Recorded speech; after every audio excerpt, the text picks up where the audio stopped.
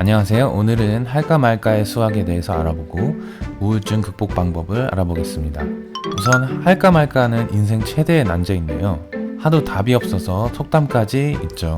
하지만 사실 그렇게 고민할 필요는 없습니다. 왜냐하면 저는 미래의 당신이 어떤 선택을 할지 이미 알고 있기 때문입니다. 이 말은 답은 이미 정해져 있다는 뜻인데요. 우리가 행동을 결정할 때 우리에게 굉장히 다양한 선택지가 있고 남이 봤을 때 무궁무진한 방향으로 매우 자유롭게 아무도 예측할 수 없게끔 행동한다고 생각하실 수 있지만 사실은 그렇지 않습니다. 하나의 수학적인 공식으로 단순한 동물들의 행동은 비교적 정확하게 예측할 수 있고 사람의 행동도 어느 정도 예측을 할 수 있습니다. 벨만 이퀘이션의 기본이 되는 공식이기도 한데요.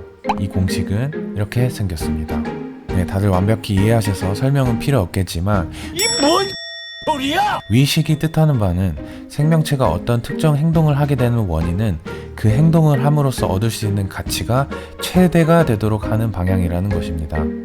우리가 흔히 극한의 이득충이라고 게임을 할 때 이 말을 들어보셨을지 모르겠습니다. 조금이라도 이득을 보려고 더 노력을 최대한 하는 건데요. 게임뿐만 아니라 스포츠 및 각종 경쟁, 일상생활에서도 위 공식은 유효합니다. 이 팩맨 게임이라는 것을 통해서 이 벨만 이퀘이션을 조금 더 쉽게 설명드리겠습니다. 일단 보시면은 좌우 상하 이렇게 움직이면서 먹이들을 쭉 먹는 모습입니다.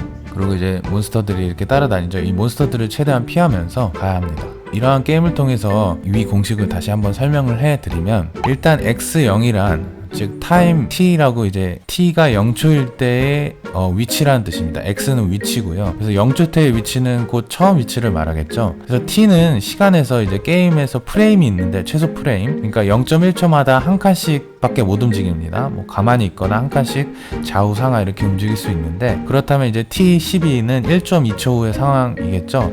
그래서 xt1은 그럼 0.1초 후의 위치인데 즉 첫 움직임을 마치고 난 이후의 위치를 나타내는 것이고요. 여기서 액션 A는 게임에서 좌우 상하 그리고 가만히 있기를 선택할 수 있겠죠.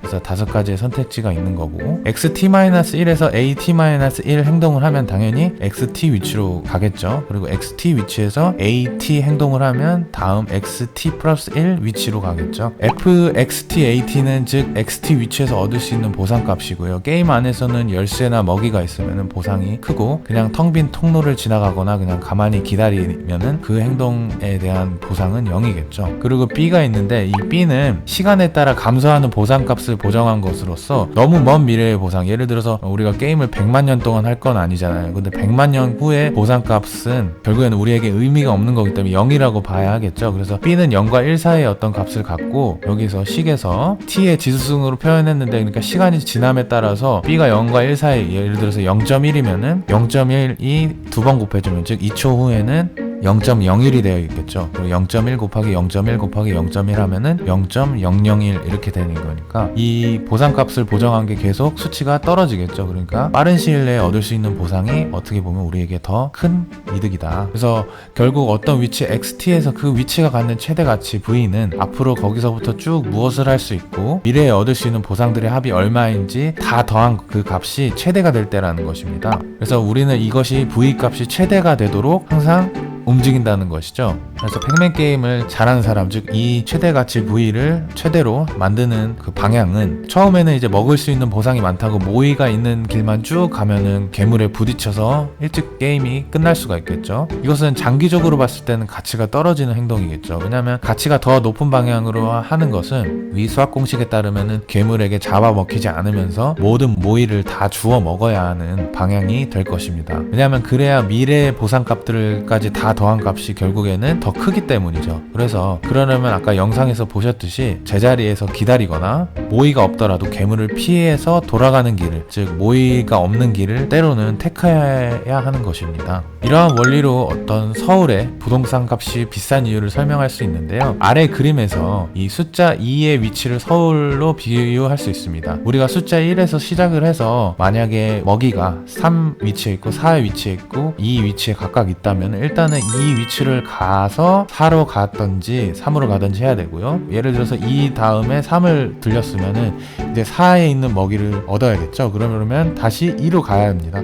그래서 2로 가서 사러 가야 되는데, 그만큼 E의 위치를 자주 들린다는 것은 E의 위치가 가치값이 크기 때문에 그렇고, 그 가치값이 우리가 최대로 하는 행동을 해야 하기 때문에 E의 위치로 자주 간다는 것이죠. 그래서 서울에서 많은 주변으로 갈 수 있는 기회비용이 적기 때문에, 길도 편하고 기회비용이 적기 때문에 부동산 값이 비싼 이유를 이 그림으로 설명을 할 수 있고요. 이러한 수학적 공식 때문에 우리는 아주 빠르고 정확하게 행동을 결정을 할 수 있죠. 이러한 아무리 복잡한 미로라 하더라도 실제로 G를 입구에서 출구까지 나가는 방향을 여러 번 연습을 시키고 나올 때마다 보상을 준다면 G는 매우 쉽게 이것을 빠져나올 수 있습니다. 단 몇 번 만에 이렇게 반복 연습을 하면서. 그 원인은 이렇게 생각을 해보면, 우리가 과거에 거기에 들린 적이 있으면은 그쪽에 이제 만약에 막힌 길이면은 우리가 가치를 0으로 저장해 놓고, 만약에 뚫린 길이면은 그 가치를 1로 저장해 놓고 높은 가치를 두는 거죠. 그래서 왼쪽은 0, 오른쪽은 1 이렇게 그 숫자 순서만 빠르게 외우면 되니까,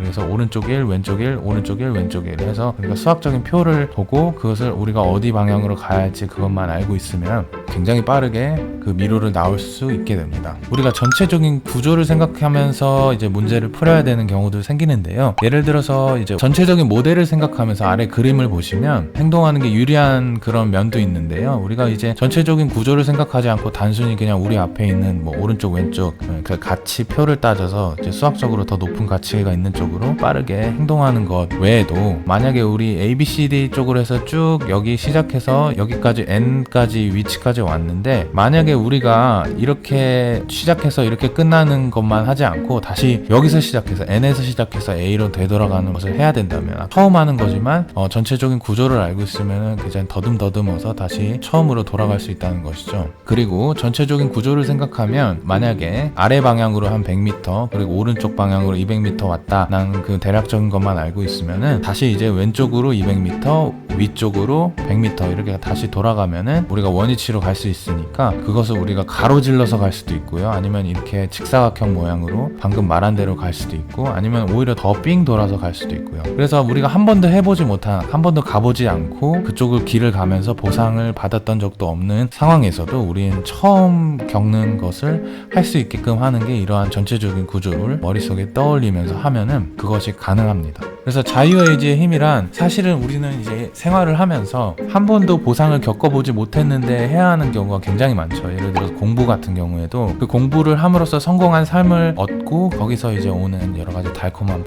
보상들을 우리가 아직 얻기 전에 선생님 말씀과 부모님 말씀, 그냥 공부해야 된다, 그래야 성공한다, 이것을 믿고 우리가 굉장히 오랫동안 몸을 혹사시키면서 초등학교 6년, 중고등학교 6년, 대학교 4, 6년 가서 취업 준비까지 하고, 이후에 이제 결국에는 달콤한 보상을 얻을 수 있는데, 근데 이것을 가능하게 하는 이러한 자유의지의 힘이란, 이제 내가 올바른 방향으로 가고 있다고 믿으면서 그 행동에 가치를 부여하는 거죠. 가치값을 높게 계속 측정을 해서 그 행동을 계속 이어나가는 거죠. 그래서 여기서 문제가 있는데, 서로 다른 두 방문이 있는데 한쪽 방에만 들어갈 수 있고, 들어가는 순간 다른 쪽 방은 못 들어갑니다. 오른쪽 방은 전에 들어가 본 적이 있어요. 그래서 그 안에는 항상 맛있는 음식과 디저트, 편안한 침대, 그리고 호텔방과 같이 잘 꾸며져 있는 걸 알고 있고, 왼쪽 방은 아직 한 번도 들어가 본 적이 없어요. 그래서 만약 이제 100일 정도 여기에 머문다고 했을 때, 과연 여러분은 한 번이라도 왼쪽 방에 들어가 보시겠습니까? 만약 좌측 방문을 이제 한 번이라도 열어서 들어가신 분은 이 자유의지의 힘이 발휘된 것인데요. 왜냐하면 생각해보면 오른쪽 방문은 우리가 알고 있는 보상이 있잖아요. 겪어본 보상이 있는데, 그 보상값을 뛰어넘는, 예를 들어서 뭐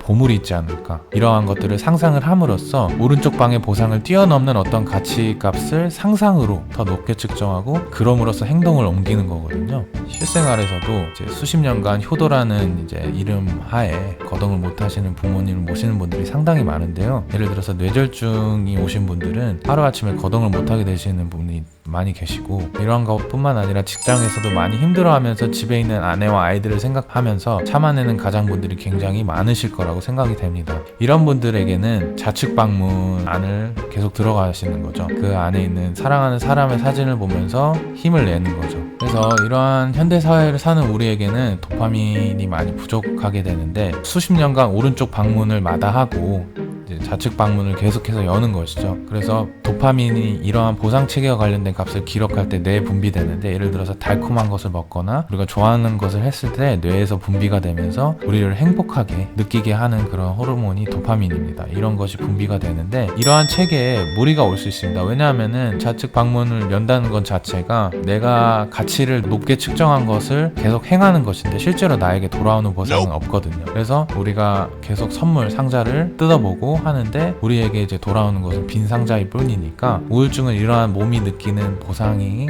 적절하게 체감이 안 될 때 오랜 시간 그런 게 누적되면은 올 수 있는 것이고요. 우울증을 그래서 극복하는 방법은 당연히 자신이 좋아하는 일을 하면서 즉각적인 보상을 받을 수 있는 활동을 계속해서 하는 건데요. 예를 들어서 취미생활, 운동, 그다음 사랑, 음식, 그리고 기호식품 등등 그런 것이 있고요. 또 하나는 많은 분들이 모르시는 건데, 그것은 바로 새로운 것을 계속 배우는 겁니다. 내가 생각했던 것과 다른 경우의 상황을 계속 접하는 건데요. 조금씩 내가 컨트롤할 수 있을 정도 내 예상과 어긋나는 차이를 발생시킬 수 있는 것은 새로운 것을 배우는 것밖에 없겠죠. 그래서 하루하루 똑같은 일만 하면 매너리즘에 빠진다는 것 자체가 이 도파민이 분비가 안 돼서 그래요. 새로운 것이 없으면 도파민이 분비가 안 되거든요. 아까 제가 도파민이 이러한 새로운 보상 체계, 내가 알고 있지 않았던 어떤 새로운 보상을 얻었을 때 그것을 기록을 하기 위해서 뇌에서 분비된다고 했는데, 그런 것이 안 나오는 것이죠. 그래서 미국 포드사의 창업자인 헨리 포드가 이런 말을 했었는데요. 20대이건 80대이건 배움을 멈추는 순간 우리는 늙는다고 말을 했는데, 저는 이 말에 공감을 합니다. 그래서 하루하루 새롭게, 처음에는 내가 좋아하는 것을 배운다고 하여도 이게 굉장히 힘들어요. 왜냐하면 이 차이가 계속 뇌에서 발생하게 되면 머리